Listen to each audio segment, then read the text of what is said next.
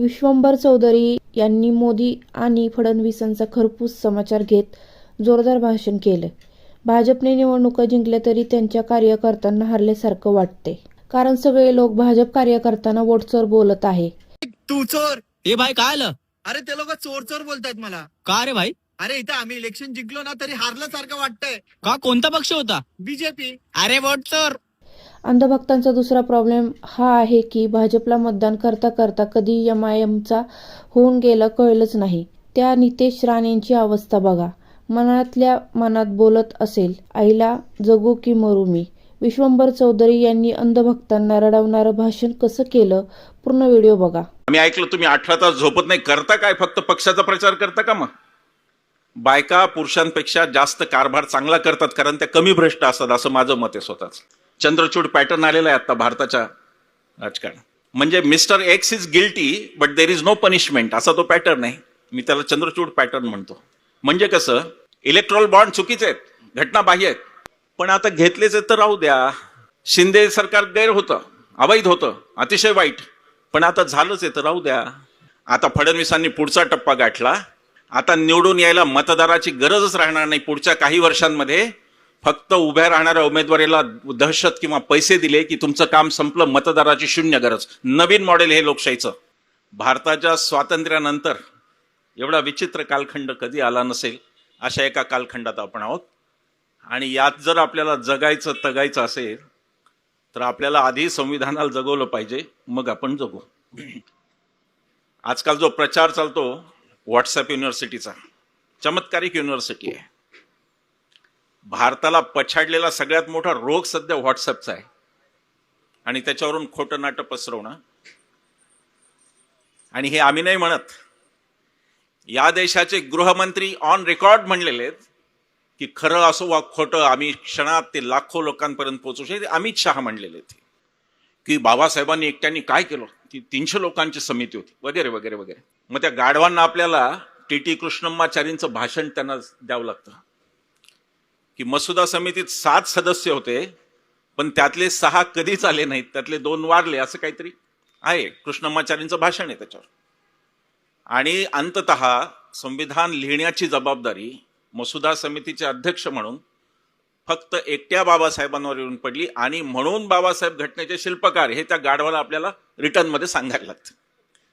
धर्मकारण समजून घ्या. हिंदू आणि मुस्लिम कट्टरतावादाचं, हिंदू कट्टरतावादी आणि मुस्लिम कट्टरतावादी या एकाच नाण्याच्या 2 बाजू होत्या.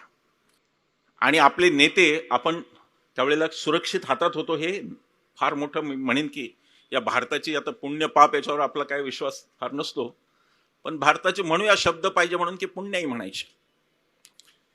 तेव्हा जर आपण कोणा बोगस डिग्री वाचाच्या हातात असतो, खेळ खलास होतो. ही सगळी मंडळी बॅरिस्टर होती. Gandhi barrister, Nehru barrister, Patel barrister. बाबासाहेबांच्या तर पदव्या मोजता येत नाहीत इतके बाबासाहेब होते. आणि या सगळ्यांच्या पदव्या खऱ्या होत्या, खोटी नव्हती कोणाची पदवी. परवा त्यांचे जे जलस्रोत मंत्रालयाचे सचिव आले होते, त्यांनी सांगितलं की देशामध्ये 6000 धरणं आहेत, यांचा आम्ही मेंटेनन्स करू शकलेलो नाही.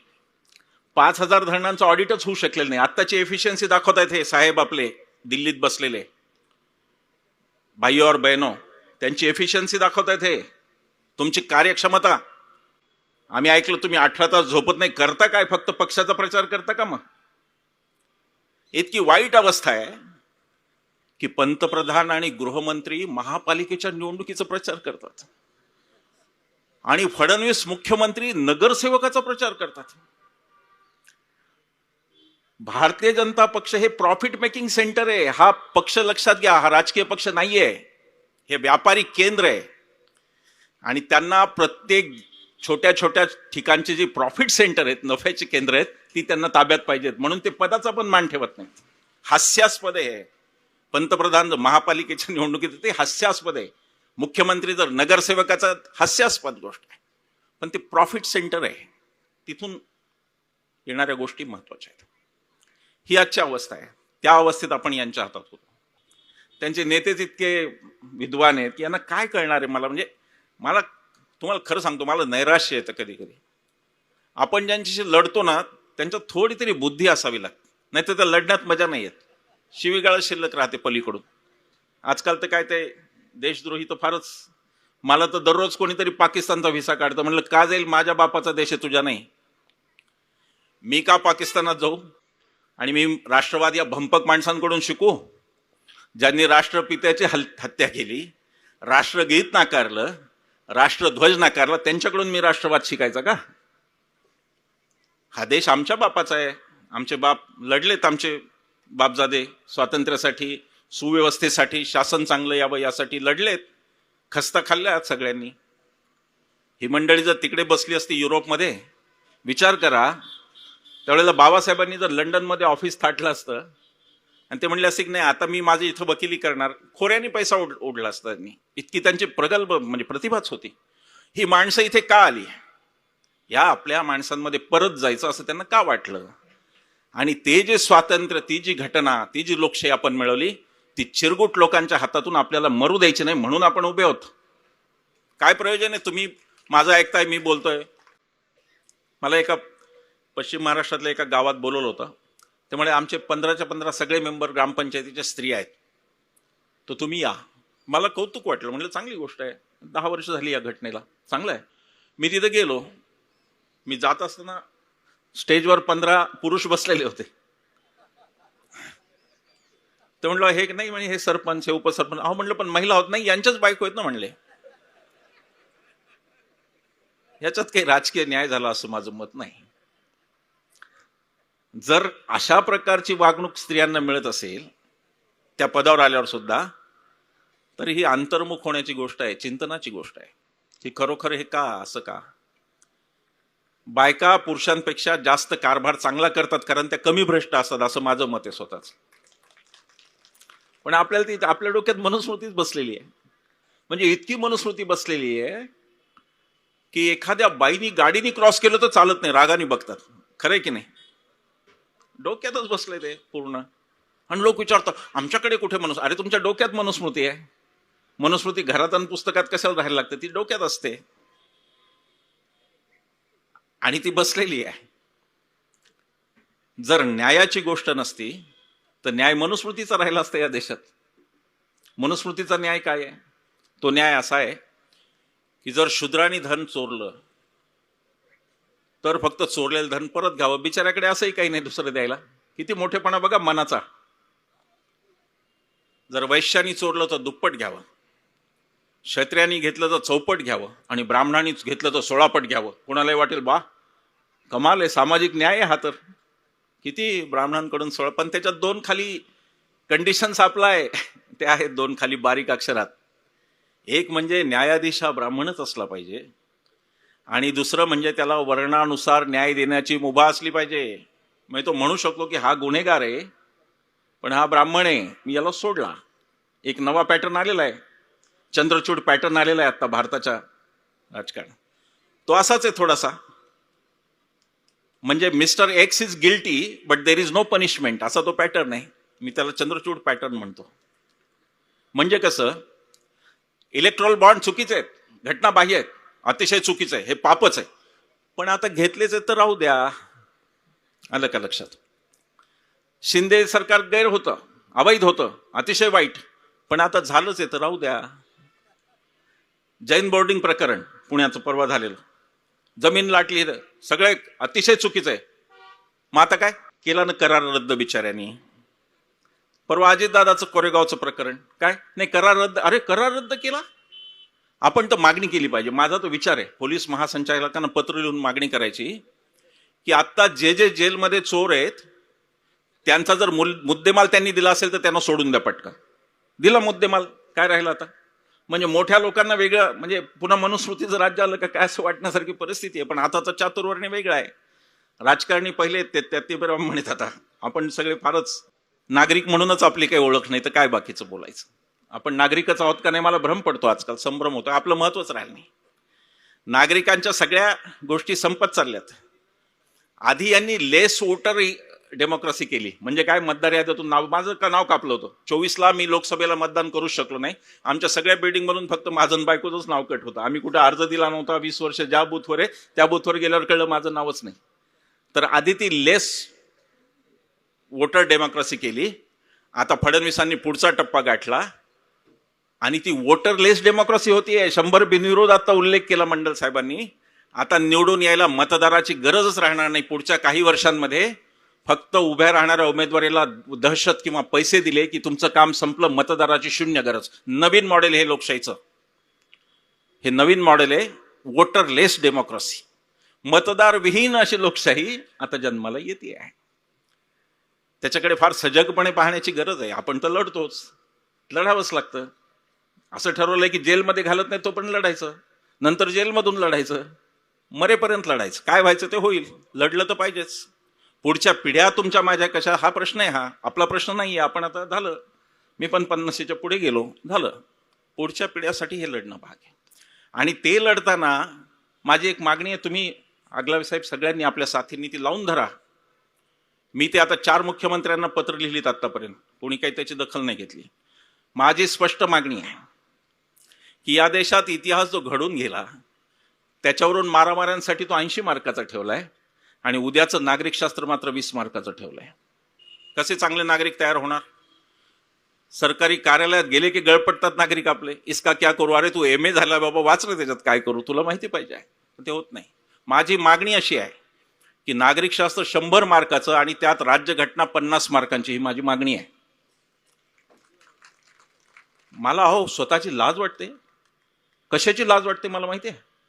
मी MSc झालो, PhD झालो, माझ्यासमोर घटनाच कधी आली नाही अभ्यासात.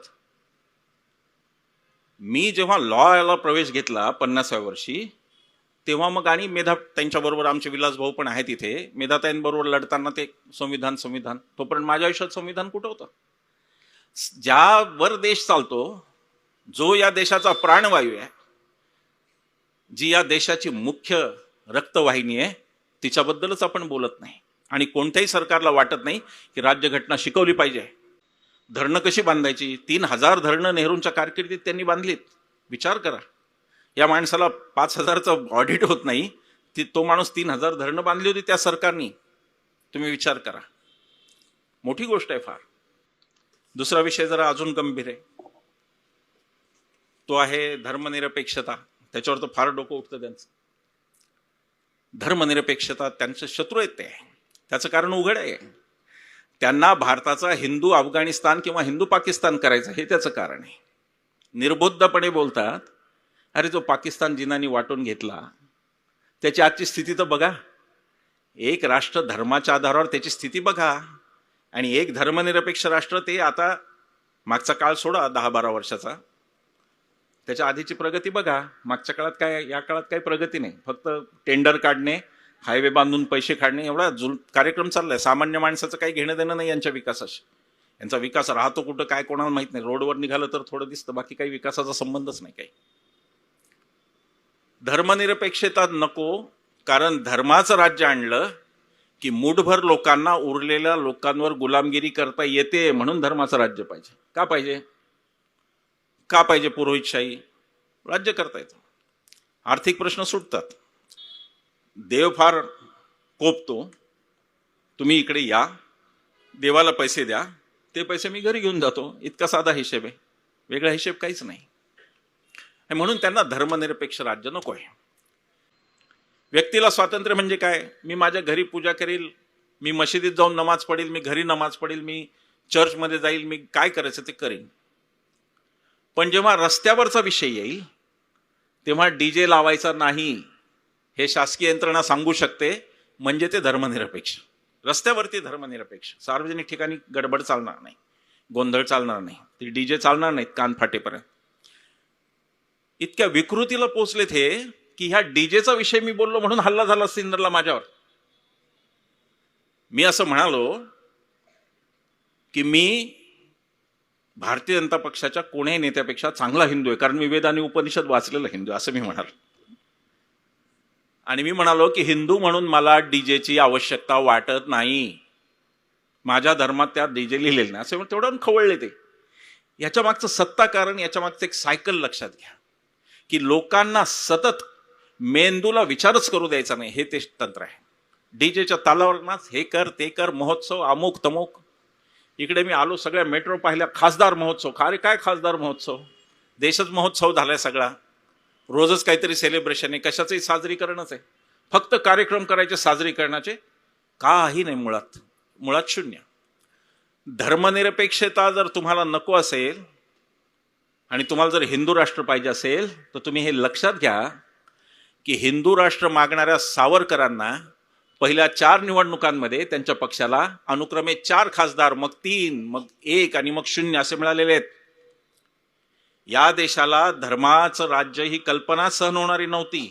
ती या देशाच्या DNA मध्येच नाहीये. हा देश सर्वसमावेशक आहे, सगळ्यांना सामावून घेणारा हा देश आहे, त्यातील कल्पना नव्हती. पण त्यांना ते का करायचं आहे? अहो, इतिहासच सांगितला जात नाही. हे जे म्हणतात ना धर्म धर्म धर्म, या लोकांनी, हिंदू महासभेनी, ते ज्यांना 24 तास शिव्या देतात, त्या मुस्लिम लीगच्या जिनांबरोबर युती करून निवडणुका लढवल्यात. बंगालमध्ये लढवल्यात, पंजाबमध्ये यांची युती होती. का तिला महायुती म्हणायचं का अतियुती म्हणायचं मला माहित नाही, पण यांची युती होती. काय अवस्था आहे आपल्या देशाची.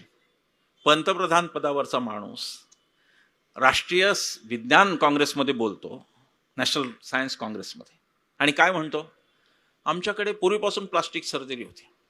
उदाहरण काय दिलं? गणपतीचं. काय मग ते बाळ फोंडके नावाचे शास्त्रज्ञ आहेत, त्यांनी एक महाराष्ट्र टाइम्समध्ये फार छान लेख लिहिला. ते म्हणले की तेव्हाही जर प्लास्टिक सर्जरी होती तर ज्या डोक्याचा शिरच्छेद केला तेच डोकं का जोडलं नाही, एक हत्ती वाया का घातला त्याच्यासाठी, असं ते म्हणाले. हे लॉजिकल आहे, दिस इज व्हेरी लॉजिकल. आता तर फुकट यात्राचा हंगामच सुरू झालाय. काय म्हणजे बोलायचं आता, फार लोकशाही म्हणजे. आता मतदार त्याला तितकाच जबाबदार आहे. आमच्या पुण्यामध्ये महापालिकेला एका उमेदवाराचं चिन्ह होतं प्रेशर कुकर. तर त्यांनी काय केलं की तो कुकरचा डबा सगळा घरोघरी खालचा देऊन टाकला भांड, आणि म्हणलं शिट्टीन झाकण मी निवडून आलो तर देणार. मतदारांनी शिट्टी वाजून दाखवली. एवढी काय बोलायचं आता, काय बोलायचं, काय कोणासमोर बोलायचं, कोणाला गारहाणं सांगायचं, आपलीच गारहाणी आपण करायची. 10-12 वर्षापूर्वी पांढरपेशा लोकांमध्ये चर्चा असायची, ते झोपडपट्टीतले लोक ना ते पैसे घेऊन मतदान करतात. मला एक दिवंगत आमदार होते रमेश वांजळे म्हणून, शहरी भागातले आमदार, कोथरूड वगैरे असं, ते मला म्हणले की अहो तुम्हाला काय सांगू सर, सोसायट्या सगळी कामं करून घेतात आमच्याकडून. कोणी कंपाऊंड वॉल बांधून घेतं, कोणी पाण्याची टाकी घेतं. एक सोसायटी अशी होती म्हणे, नवी कोरी, 8च दिवसाखाली बिल्डरनी घरं दिली होती त्या लोकांना, ते राहायला आले होते. त्यांना मागण्यासारखं काहीच नव्हतं. मग ते म्हणले तुम्ही आम्हाला खेळाचं साहित्य द्या. इतकी जर पुंगी वाजवली सुशिक्षित म्हणवणाऱ्या लोकांनी, जे की झोपडपट्टीतल्या लोकांना नावं ठेवून ठेवून मोठे झाले, तर या देशाची लोकशाही काय आणि तिचं भवितव्य काय, हा मुद्दा आहे. आपण राजकारण्यांवर 10 बोटं दाखवू, पण एक बोट आपल्या इकडे येईल की आपलं काय, आपण कसं मत देतो, आपण काय करतो, आपण राज्यघटना विचारतो का त्याला की तुला घटना मान्य आहे का तर मी तुला मत देतो म्हणलं का कोणी. भयंकर दिवस आलेत. अहो ते शाहरुख खानला ट्रोल केलं मध्ये, आपला तो नट शाहरुख खान मुसलमान म्हणून ट्रोल झाला मध्ये खूप. त्याचे आजोबा शाहनवाज खान हा माणूस आझाद हिंद सेनेत कॅप्टन होता, म्हणजे सुभाषबाबूंच्या नंतरचा माणूस तो होता शाहनवाज खान. जावेद अख्तरांचं रोज ट्रोलिंग करता निर्लज्जपणे, लाज वाटली पाहिजे यांना. त्या जावेद अख्तरांचे सख्खे काका सावरकरांनी इतकी शिक्षा त्यांना झाली होती, ते काळ्या पाण्याच्या जेलमध्ये होते, त्यांना कोणी स्वातंत्र्यवीर नाही म्हणलं. ते तर देशद्रोही. ही काय पद्धत आली. संताप होतो, म्हणजे असं वाटतं की काय करावं. आपण त्यातल्या त्यात आपल्याला अहिंसा शिकवलेली आहे, आपण काही नाही करू शकत दुसरं. आपण फक्त मेंदू बदलण्याचं काम करू शकतो, आणि ते नाही बदलले तर आपण सगळं संपलं असं म्हणून थांबवू शकतो. काय करणार आपण दुसरं. त्यांना ते देशद्रोही. अरे मुसलमान होणं या देशात पाप आहे का काय. निराशात झटकून भले भले आले, पचले गेले, कुठं पत्ता आहे. हे काय अमृत पिऊन आलेत काय. किस खेत की मुली. सत्तेत तुम्ही राहणार राहा, तुम्ही काय अमृत पिऊन नाही आला की 150 वर्ष मीच, असं नाही आहे. एक वेळ अशी येईल की लोक तुम्हाला सत्तेतून हद्दपार करतील. पण ती हद्दपार केल्यानंतर व्यवस्थांची जी तोडमोड झाली आहे, सर्वोच्च न्यायालयापासून सगळीकडे जी घुसखोरी केलेली आहे, ईडी सारख्या, CBI सारख्या संस्था ज्या संपून टाकल्यात, त्या संस्थांच्या उभारणीसाठी पुन्हा आपल्याला पुढची 50 वर्ष द्यावी लागणार आहेत. आपला देश कमीत कमी 100 वर्ष मागे गेलेला आहे. ही खरी खंत आहे. ते नुकसान न भरून निघणार आहे. ते नुकसान सहन करूनही आज इथं येऊन ही माझी उमेद वाढली की अरे मी एकटा नाही, हे सगळे आहेत की सोबत, ही उमेद वाढवली.